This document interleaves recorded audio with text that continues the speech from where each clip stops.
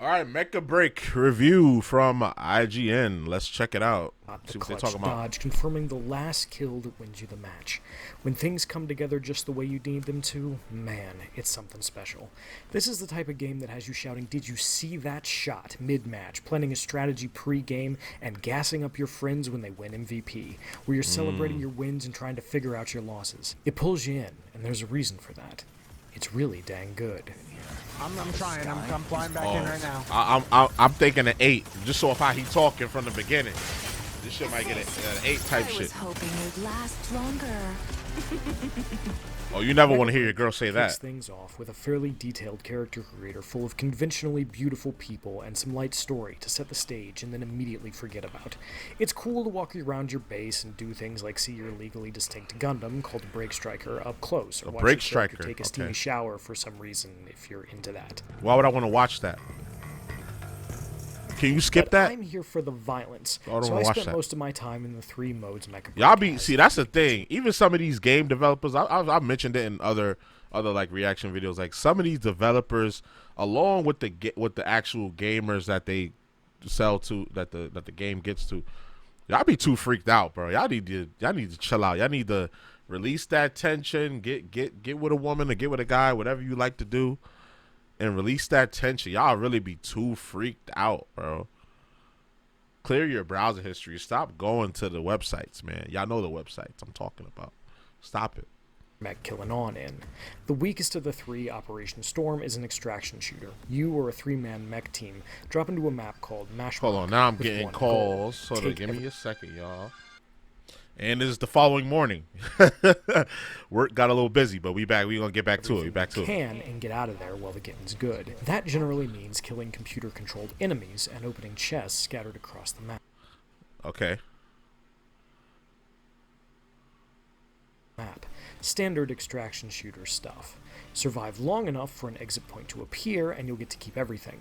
Die and you lose it. And of course there are other players and teams looking to take you out and steal your things. So the mode PvE? is fine. Mashmok is huge, so traveling across it takes a while in most Break Strikers, and fighting the initial CPU enemies is dull. Unless you're willing to stay a while so the challenging stuff shows up, or go looking for a scrap with other mechs you're hoping to turn into scrap metal, it just isn't all that interesting. Yeah, it's neat that you can call in supplies and find new weapons, but your starting kits are already pretty strong. New stuff helps, but the central appeal of an extraction shooter is that you can both get stuff and lose it. And since you can't really lose any of your core strikers, I don't know if this idea works here, because your base build is never going to be bad. That means the overall risk is pretty low, so I had a hard time getting invested. I get that. I The get that point. 6v6 mode, called Operation Verge, on the other hand, is where I spent the majority of my time. Once you squad up, you choose from one of the 15 different mechs available, only 3 of which need to be unlocked. Mecha Break has every kind of mech you could want. Heavies like the Stego, with the ability to plant itself in the ground and launch a massive missile barrage. The Falcon, which transforms into a plane, Starscream style, letting you rain death from above. The all-powerful in the right hands Aquila, whose sniper rifle and ability to hover above the fray make it a must for most maps. And my personal favorite, the Elysinus, a medium-weight, more traditional mech that becomes smaller and more agile after its armor is blown off. Survive long enough in this... Look, they trying to get in that space where like Armor Core 6 and what's that other game? What's that Gundam game? That online Gundam game that people be playing. It's pretty popular. Like every time I see people playing it a lot. That online Gundam game is trying to get up in that space. form, and you can reapply your armor like some kind of mech-flavored magical girl. There are support mechs for healing and shielding your friends, melee mechs for getting up close and personal, and so on. Picking the right one is important because once you're locked in and the match starts, you're stuck with it. There's also no customization options beyond cosmetic stuff in Operation Verge. 2 teams enter, 1 team leaves victorious, and then you're on to the next one. That's how it should be. Everything in I'm about to say it should be like that. Too, whether I'm you're fine with flying that. a Falcon or slamming into somebody with the Panther Spear. And when you land that awesome kill and get the execution animation, oh baby. You can build memorable moments and rivalries in real time. And the fights were all exciting, whether I won or lost. I think I might go for a melee build. The I other want to get cool up. I want to thing get up Mecha on Break you. does is marry its maps to how you'll play them. The Pause, 'cause y'all multi-level be industrial talking crazy in the Sky comments. City only offers traditional deathmatch. First to 8 kills wins, best 2 out of 3. As does the Babylon Sky Fortress. The waterlogged Poseidon Armory sports a King of the Hill-esque data retrieval mode, where you have to capture and hold points to win, as does my beloved Crab Sinkhole. Eye of Mizra and Vigil Imbrium ask you to capture launch keys and upload them to a nearby turret, while Longman Satellite Site and Palm Bay Harbor queue up good old-fashioned payload escorts. The maps themselves are a smorgasbord of interesting locations, too. Stella Observatory Island is a combination mountain range with a valley and a destroyed city. I could sit up and snipe at other mechs from the high ground with the Stego, but to get the objectives and stay in the fights over them, I needed to head down where I was more vulnerable. Meanwhile, Vigil Imbrium is set on a crater-covered moon that includes both open skies and small canyons just big enough to squeeze through, ideal for dodging enemy fire or moving around out of sight.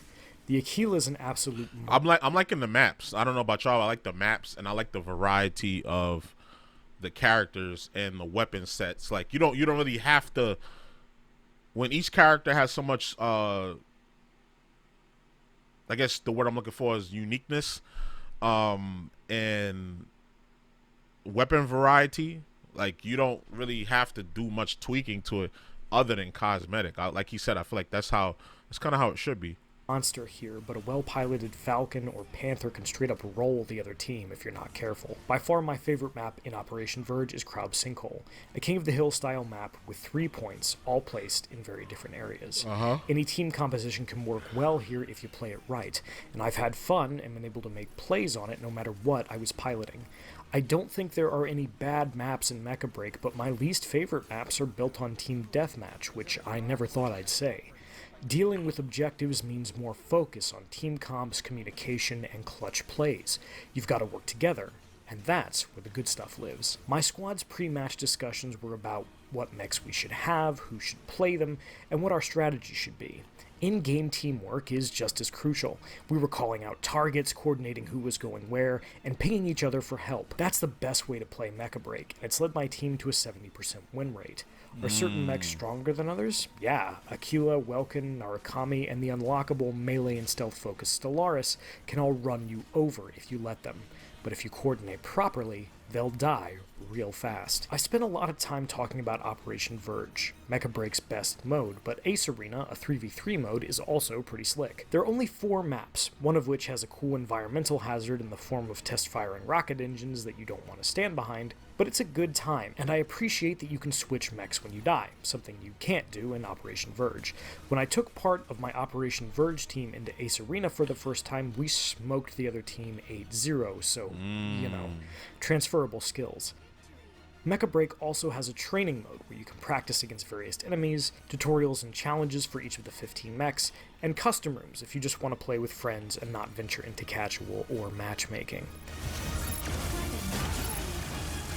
Ace is high. Okay. So far, I'm liking that Starscream one where you could turn into a plane, or like the rushdown one, the melee ones. Now for the boring stuff. There is a real money auction house you can sell things in, whether it's a character customization item, paint, or stuff to equip your mech with in Mashmak. Most prices are pretty reasonable, but the rare stuff is very expensive. I mostly don't care about this because I generally don't care about cosmetics, and I'm not interested in playing any more Operation Storm. It's not that deep, It does make the extraction mode somewhat pay to win, but the competitive integrity of Ace Arena and Operation Verge is fully intact. And there's plenty of stuff you can only unlock with in-game currency, which is handed out fairly generously if you just play and do missions, which are basic things like do X things Y times with Z Striker. You'll also earn it through various progression systems like the Rally Orders, which you get by teaming up with friends and completing challenges, or stuff like Christian's Challenge, which puts you in a scoring race against a story character. All of this stuff is free, and of course there are login bonuses, match bonuses, and so on. If there's a real issue with Mecha Break's monetization, it's the stuff that the developer Amazing seasun Games is selling directly. Paying $22 for one of the locked mechs and a ton of in-game currency bonuses is whatever if you don't want to take the time to unlock it yourself. Okay. What's wild And it's are not the that prices expensive. on the cosmetic Ace pilots. You can recruit Falcon pilot Leone Verve, her custom Falcon, and 3 character-specific boarding, execution, and Okay, that's a NPC little animations expensive. for the low price of $47.99. That's a little which is expensive. frankly outrageous. But I guess they want to put like artificial scarcity on it. It's like designer and regular clothing. Like they're not gonna make designer cheap because they want to create a certain level of exclusivity to it, and to make money back from the cogs, like the cost of the goods. So like in the cost of that it took to make it, so they can make their little money back on the investment. So yeah, this is just like the artificial scarcity, like $47 for one character. It's never worth it. But if you wanna flex, like if you one of them people that like to flex, like yeah, I bought Leona, I bought her exclusive, like you know how gamers are. They like to flex their online shit. I get it. Mecha Break is a really gorgeous video game, everyone's hot, and anime waifu stonks are through the roof. Yep. But nearly $50 for 3 animations, a character model, and a custom mech design is nasty work. Yeah, that's nasty Mecha Break work. does give you a decent amount of stuff for in-game currency, and frankly, I'm not sure that I care about monetization in a game like this anyway. If you really want to go crazy customizing It's your free to play. character or buy that shiny new pilot and her mech, you'll have to pony up. Otherwise, you can unlock paints and patterns for your mechs for free at a reasonable pace. And let's face it, unless you're somebody who's playing the shower sequence on repeat, Why that's was probably like, what you're going to y'all spend too most of your freaked time. out? Like I said, y'all too Anyway, freaked out. I'm here for the gameplay, and those extras don't drag down how much that part rules. What's the verdict? I think he's gonna give it an 8. Mecha Break's strategic, twitchy gameplay has its hooks in me. The 15 flavors of mechs all feel great to pilot, and I dig the maps in Operation Verge and Ace Arena. I'm not over the moon about Operation Storm, and I think the monetization is simultaneously fine in some places and potentially predatory in others. But I'm here for the 6v6 and 3v3 modes. That stuff is for PvP sickos. I've come away liking the little moments, the stories my group has been a part of. If Mecha Break plays it smart, I think it has the juice to last for a long haul, and I know my crew will be hitting me up for matches for the foreseeable future. We're still chasing those moments of perfection, those stories. Sometimes we'll get there, sometimes we won't. But the perfect See, I told match is y'all. out there. I know I'll IGN be by now. damned I've been reacting if to I'm their not shit gonna for try 4 to find years. it.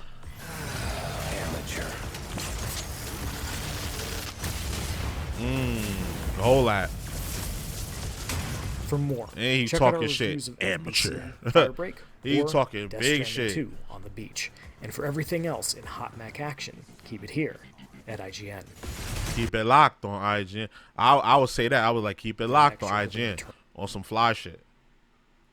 But yeah, Mecha Break, y'all. It's this game is looking dope. You have a 3v3 mode where it's basically like an extraction shooter. So it's like a PvE type environment. And then you have the 6-on-6 mode where it's best 2 out of 3. You have like a capture the flag kind of situation going on there as well. And there's 15 mechs you could choose to pilot from. There's everything you could want: mid-range, long-range, melee, tank type characters, and they all come with their own, with a plethora of weapons to choose from. There's dope customization that you can get all with the in-game currency, and I think that's dope. I know the game is gonna have some monetization options. Like there was one character that's like $47 that they mentioned earlier, but it doesn't seem like it's too sleazy. It doesn't seem like it's too pay to win either. So yeah, y'all let me know how y'all feel down in the comments about this one. I'm definitely gonna be playing this one and make a video on it and all of that, because I've been waiting for this game to come out. I missed the beta. I missed both the betas. I think they did 2 betas. I missed both of them. One I couldn't get in. The second one I signed up for it, but I forgot the weekend that it was out, and I logged on too late. So I'm definitely like fiend out to play this, and it's on Game Pass. So, excuse me. So if it's on Game Pass, I would suggest you jump on that. Like not now, but right now. Because this is gonna be, especially if you're into like mechs, like if you enjoyed Armor Core, if you play that Gundam game I mentioned earlier, that online multiplayer Gundam game, definitely check this out.